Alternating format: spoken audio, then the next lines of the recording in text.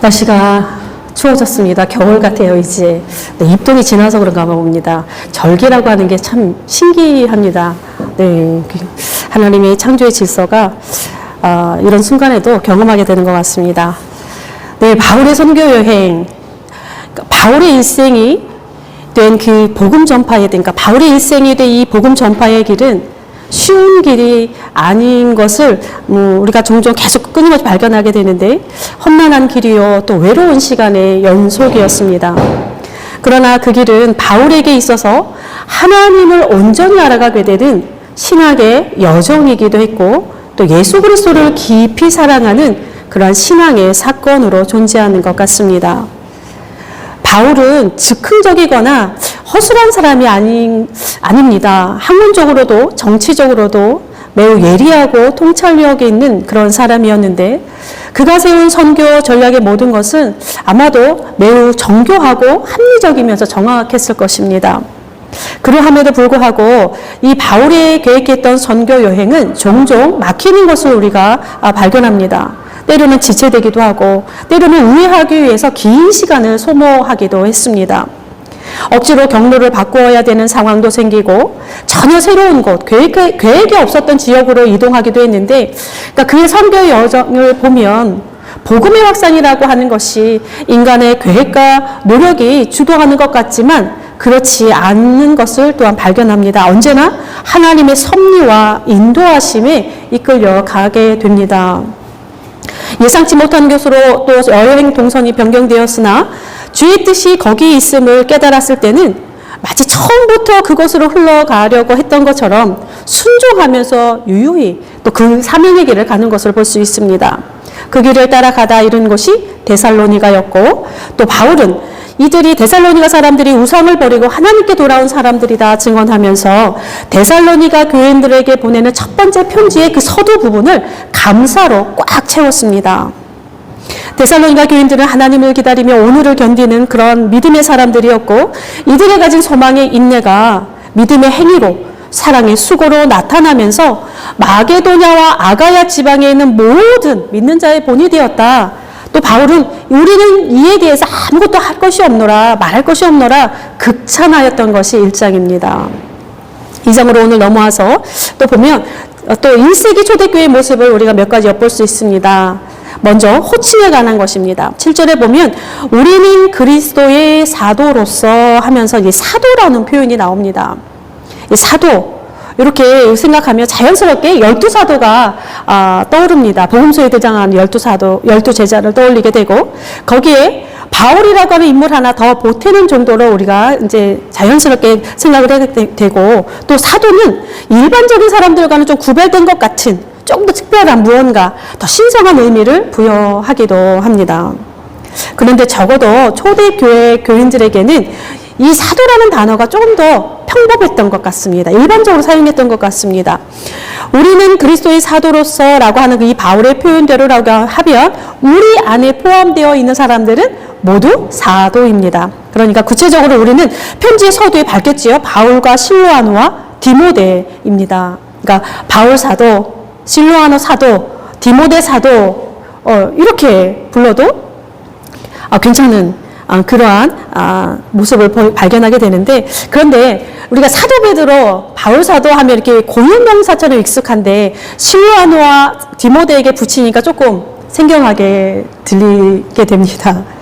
그러니까 이 사도라고 하는 뜻이 보냄을 받은 자라고 하는 뜻인데, 그러니까 의미상으로 보면 실로아노와 디모데에게도 사도라고 붙이는 것이 틀리진 않습니다. 그런데 귀로 듣기에 낯설게 다가오는 것은 아마도 복음서와 사도행전의 영향 때문은 아닌가 싶습니다. 그러니까 복음서에서 직접적으로 12제자를 가리켜서 12사도 이렇게 언급하고 있는 데다가 사도행전에서는 가룟 유다를 대신했던 바나바와 바울을 더하여 사도라 칭하고 있고, 그리고 또 이제 그 내용상으로 보면 왠지 이들은 특별한 사람들로 이렇게 느껴지는 것이 사실이기도 합니다. 실제로 그들에게 특별한 일들도 많이 일어났습니다. 그러나 이 복음서와 사도행전의 기록 연대가 이 적어도 데살로니가 전서가 기록된 그 시기보다 20-30년 후인 것을 감안한다라고 한다면, 적어도 이 초대교회에 대해서 이 사도라고 하는 단어는 보냄을 받은 자로서 조금 더 일반적으로 평범하게 많이 사용되었던 것 같습니다. 또 이제 1세기 사도들의 형편도 좀 나옵니다. 오늘 읽었던 그런 구절을 보면 7절에 보면 우리는 그리스도의 사도로서 마땅히 권위를 주장할 수 있으나 여기서 마땅히 주장할 수 있는 권리가 이제 바울 자신에게 있음을 이렇게 표명하고 있는데 이 권리는 오늘날로 표현하면 이게 좀 약간 이렇게 축소해서 표현하면 목회자가 교회에서 받을 수 있는 사례를 지칭하고 있습니다.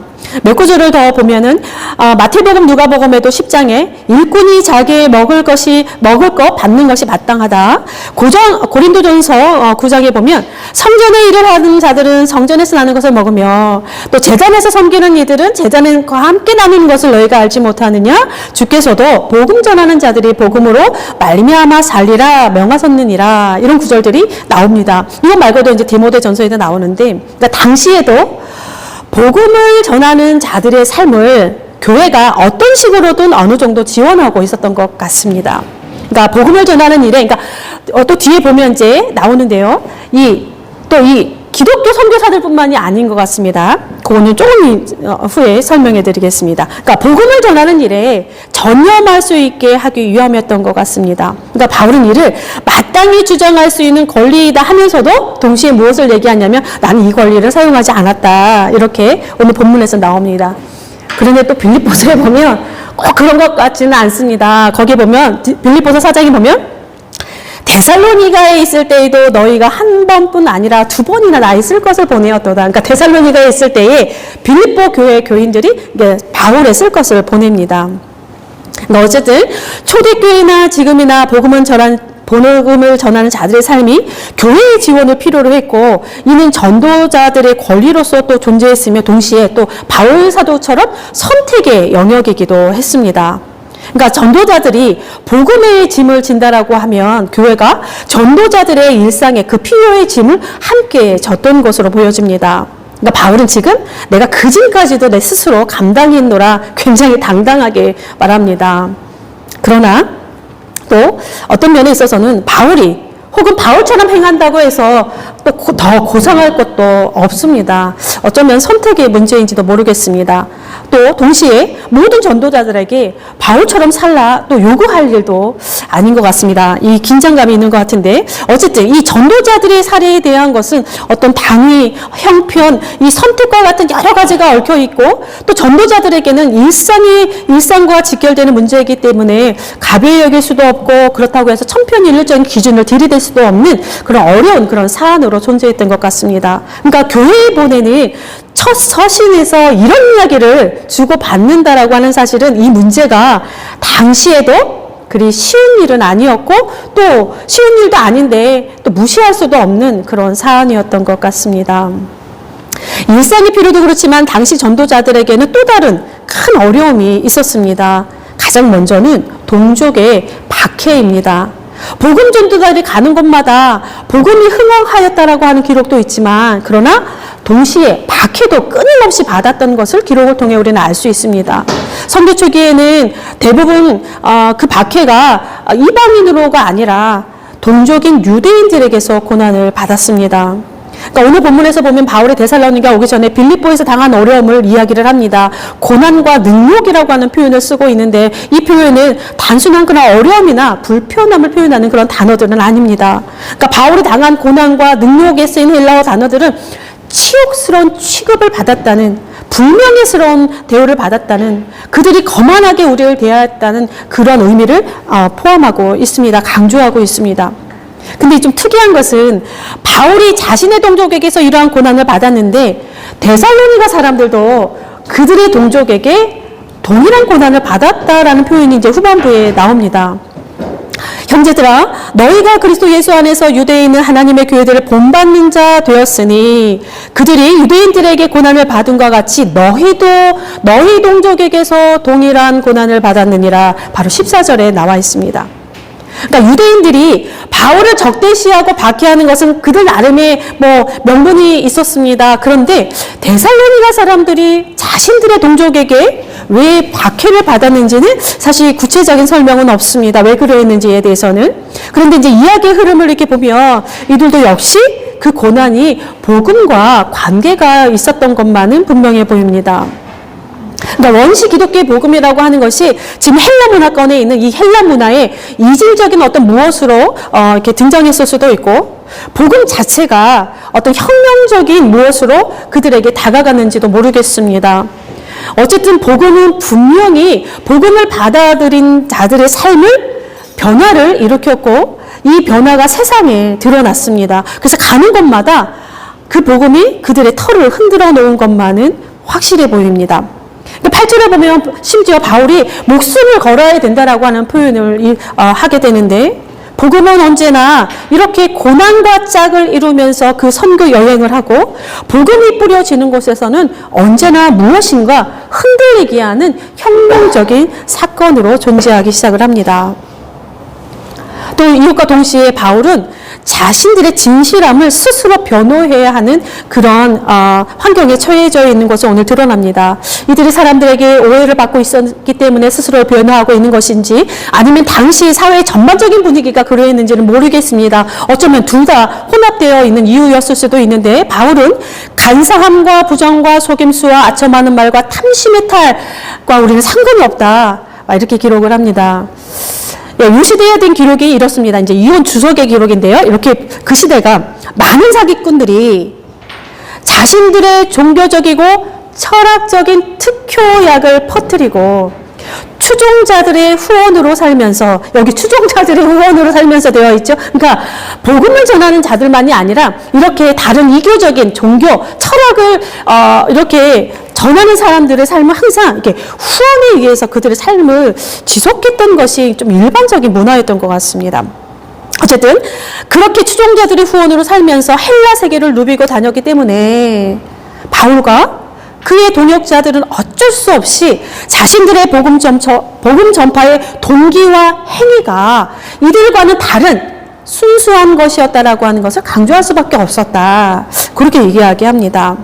이 주석에서는 이렇게 얘기하는데, 크리스토스톰이라고 하는 그 초대 교부의 글에는 이런 말이 있습니다. 일반적으로 이교의 선교사들은 아주 다양한 종파의 순회 사도들이 있었는데 이적을 행하는 자들이었고, 이방인들의 사자라 그렇게 자처하였고 구원의 분배자들이었다, 이렇게 표현합니다. 그들이. 근데 오늘날과 참 굉장히 많이 비슷한 그런 것들이 있습니다. 이들은 기민하고 우변적이었으며 열렬하고 열정적이었으며 아울러 말쑥했다라고 합니다. 겉모양도 그럴듯했다라고 하는 거죠.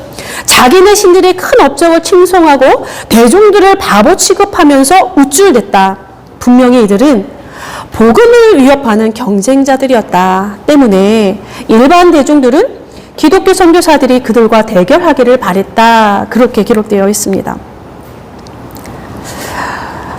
초대교회 1세기의 그러한 특히 지금 아시아 이방인들의 그 지역들의 헬라 문화권에 있는 바울의 일행들 처해 있는 그러한 사회 문화적인 그런 환경들입니다. 이렇게 바울과 그들의 일행은 순수한 복음의 전파뿐만이 아니라 자신들이 그 시대의 거짓 사도들, 또 그 시대의 이교 전도자들, 또 그 시대의 철학자들과 다르다라고 하는 것, 복음이 그것과는 다르다라고 하는 것을 증명하면서까지 이렇게 선교 여행을 했던 것으로 드러나고 있습니다. 근데 여기까지만 보면 이 2장의 분위기는 보면 이 선교사들의 그 선교 여행길이라고 하는 것이 왠지 굉장히 좀 칙칙하고 암울하기까지 합니다. 그런데 음지가 있으면 또 양지도 있는 법이지요. 사도된 자들의 삶을 이끌어가는 내적인, 영적인 분위기는 또 완전히 다릅니다. 어쩌면 우리가 우리 땅에서 살아내야 하는 그리스도인으로서의 삶의 전형은 아닐까, 그런 생각도 듭니다. 4절입니다. 우리가 이와 같이 말함은 사람을 기쁘게 하려 함이 아니요 오직 우리의 마음을 감찰하시는 하나님을 기쁘시게 하려 함이라. 이들의 삶의 여정의 목표는 한 가지입니다. 하나님을 기쁘시게 하는 삶입니다. 복음의 전파도 밤낮으로 일하면서 자신의 필요를 스스로 채우는 것도, 그리고 거짓과 이교의 어떤 그런 것들과 대척점을 이루면서 스스로 변호해야 하는 일도 모두 하나님을 기쁘시게 하는 것, 그것을 향하여 있습니다. 이 하나님은 마음을 감찰하시는 분이라 사도 바울은 말합니다. 이 감찰하다라고 하는 말은 지금 시험하다라고 하는 뜻인데, 신뢰할 수 있는, 존중할 만한 귀중한 물건이기 때문에 하는 시험을 뜻합니다. 그러니까 마치 하나님이 사단에게 욥을 시험하여 보라 그렇게 말씀하시죠. 그런 것과 같습니다. 그러니까 만약에 욥이 시원치 않았다고 한다면 하나님이 사단에게 그런 말도 하지 않았을 것인데, 이 시험이라고 하는 거, 그러니까 하나님의 뜻이 발견되는 순간이기도 하고, 하나님이 감찰하신다라고 하는 것은 하나님이 사랑하시는 자의 이 어떤 순결함, 신실함이 증명되는 그러한 시간이 되기도 합니다. 흥미로운 것은 이 4절을 시작하는 이 서두에서 오직 하나님께 옳게 여기심을 입어라고 표현했는데, 이 옳게 여기심을 얻다라고 하는 것이요, 감찰하다고 하는 말과 동일한 단어입니다. 마음을 감찰하시는 하나님께 옳게 여기심을 받은 사람들, 이들이 하나님을 기쁘시게 하는 방법은 또 하나입니다. 12절입니다. 이는 너희를 부르사 자기 나라와 영광에 이르게 하시는 하나님께 합당히 행하게 하려 함이라.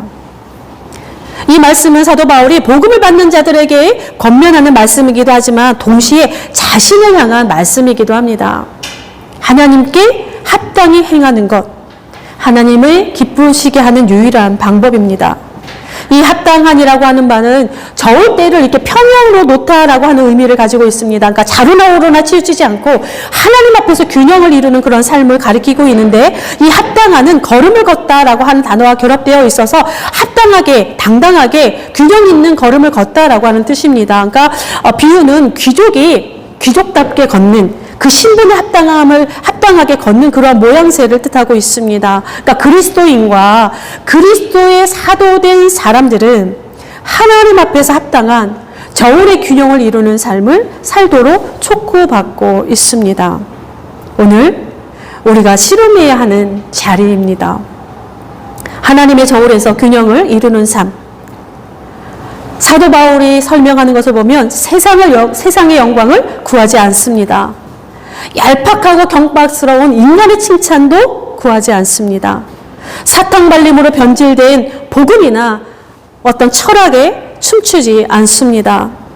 선한 일을 행함으로 인해서 따라오게 되는 고난을 피해가거나 그것과 적당히 타협하지도 않습니다. 무관심과 갈등을 이렇게 살짝 덮어버리는 그런 평안도 구하지 않습니다. 이들이 가진 저울이 세상의 가치가 아닌 주의 말씀이기 때문에 그렇습니다. 이들의 삶을 이끌어가는 원리가 세상이 원하는 그런 원리가 아니라 하늘의 원리로 살아가고자 하기 때문에 이들의 삶은 매일매일 주의 말씀을 통해서 고군분투하는 그런 삶이 됩니다. 세상 속에 살아가나 세상 속에 던져졌으나 또 세상에 물들지 않은, 세상에 속하지 않은 사람들입니다. 자크렐릴이 이렇게 표현합니다. 세상은 인간의 기술이 아닌 하나님의 방법으로 보존되어야 하고, 그러니까 세상이 보존되어져야 되는 것이 인간의 기술이 아니라 합니다. 세상이 하나님의 방법으로 보존되어져야 한다라고 하는 말은 그리스도인의 특별한 소임을 수행함을 통해서 이루어진다, 이렇게 표현하고 있습니다. 그리스도인의 특별한 소임. 삶에서 마주하게 되는 수많은 고난과 중상모략과 어떤 경제의 형편도 복음이 제시하는 하나님께 합당한 방법, 즉 그리스도인의 특별한 소임을 수행함으로써 통과해야 한다라고 이야기하는데, 그 그리스도인의 특별한 소임이란 분명하게 성경은 말합니다. 우리가 지난번에 우리 출애굽기를 끝냈습니다. 구약에서는 십계명이요, 신약에서는 산상수훈의 길입니다. 거기에 집약되어 있습니다. 그러한 그리스도인의 특별한 소임을 통해서, 그 하나님의 방법을 통해서 세상은 보존되어야 하는데, 지금 바울이 그것을 이야기를 하고 있습니다. 하나님을 기다리고 오늘을 견디고 사랑의 수고와 믿음의 행위를 드러낸 사람들, 하나님께 합당히 행하며 살아가는 사람들, 그리스도인의 특별한 소임을 수행하는 사람들, 바로 데살로니가 사람들이었고 사도 바울이었고 실로아노 사도였고 디모데 사도였습니다. 오늘 우리는 어떠한 삶을 살아가고 계십니까? 기도하겠습니다. 온 세상을 창조하시고 온 세상을 구원하시는 하나님, 세상에 거두는 것은 그리스도인들이 뿌린 것이라 했습니다. 그리스도인이라 자처하는 우리가 과연 세상에 무엇을 뿌리고 있으며 우리는 무엇으로 기쁨을 삼으며 어디에서 영광을 구하고 있는지요? 우리가 가진 복음이 거짓을 흔들고 우리가 가진 복음이 폭력을 무력화시키며 우리가 가진 복음이 우상의 헛된 것으로 만들고 우리가 가진 복음이 악한 구조에 균열을 주고 있는지 살펴보게 됩니다. 주님, 우리를 불쌍히 여기시고 다시 새롭게 하옵소서. 하나님께 합당한 우리의 삶이 되기를 바랍니다. 하나님의 저울에서 균형을 이루는 삶이 무엇인지, 하나님께 합당한 삶이 무엇인지 오늘도 우리의 자리에서 씨름하며 고민하게 하옵소서. 언제나 바람은 불어옵니다. 이 바람을 하나님이 주신 힘으로 인하여 넉넉히 이기게 하시며, 그래서 우리의 삶의 그 아름다운 소임을 통해 우리 삶의 작은 행보가 세상의 희망 하나가 되게 하시고 우리의 선택 하나가 세상의 의미 하나가 되게 하옵소서. 우리의 기쁨이요 영광이 되시는 예수 그리스도의 이름으로 기도드립니다. 아멘.